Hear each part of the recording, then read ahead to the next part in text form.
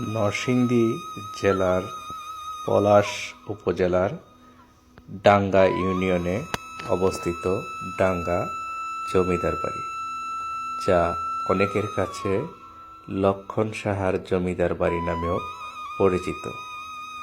এ অঞ্চলের একটি প্রাচীন ও ঐতিহাসিক স্থাপনা। এই বাড়ির ইতিহাস বেশ সমৃদ্ধ। নরসিংদী জেলার পলাশ উপজেলার ডাঙ্গা বাজারের খুব নিকটে একটি জমিদার বাড়িতে এই বাড়িটি নির্মাণ করেছিলেন লক্ষণ সাহা। ওনার সেই বাড়িটি আমরা এখন পর্যবেক্ষণ করতে আসছি, আপনারা সাথে থাকুন। ডাঙ্গা বাজার সংলগ্ন এই জমিদার বাড়িটি প্রায় 200 বছরেরও বেশি পুরনো বলে ধারণা করা হয়। ব্রিটিশ শাসনামলে এ অঞ্চলে ব্যবসা বাণিজ্য এবং প্রশাসনিক প্রভাব বিস্তারের লক্ষ্যে জমিদাররা এই প্রাসাদটি নির্মাণ করেছিলেন। জমিদার বাড়িটি তার কারুকার্যময় নির্মাণ শৈলীর জন্য পরিচিত।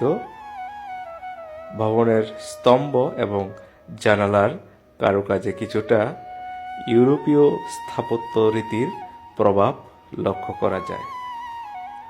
মূল প্রাসাদের পাশাপাশি এখানে একটি শান বাঁধানো পুকুরঘাট এবং পূজা মণ্ডপ বা মন্দিরের ধ্বংসাবশেষ এখনও দেখতে পাওয়া যায়। এলাকার প্রবীণদের মতে লক্ষণ সাহা ছিলেন এই বংশের অন্যতম প্রভাবশালী জমিদার। ডাঙ্গা তখন শীতলক্ষ্যা নদীর তীরের একটি গুরুত্বপূর্ণ বাণিজ্যিক কেন্দ্র ছিল। জমিদাররা এখান থেকে খাজনা আদায় এবং স্থানীয় শাসন পরিচালনা করতেন।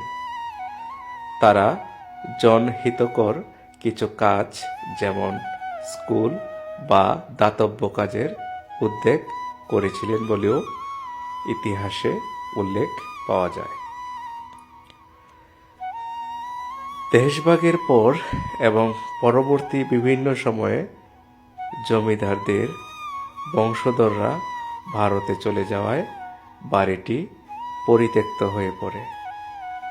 বর্তমানে বাড়িটির কিছু অংশ জরাজীর্ণ অবস্থায় রয়েছে এবং কোনো কোনো অংশ স্থানীয় প্রশাসনের অধীনে বা বিভিন্ন কাজে ব্যবহৃত হচ্ছে। তবে প্রাচীন ইতিহাসের সাক্ষী হিসাবে এটি এখনও পর্যটক ও ইতিহাসপ্রেমীদের কাছে আকর্ষণীয় একটি জায়গা।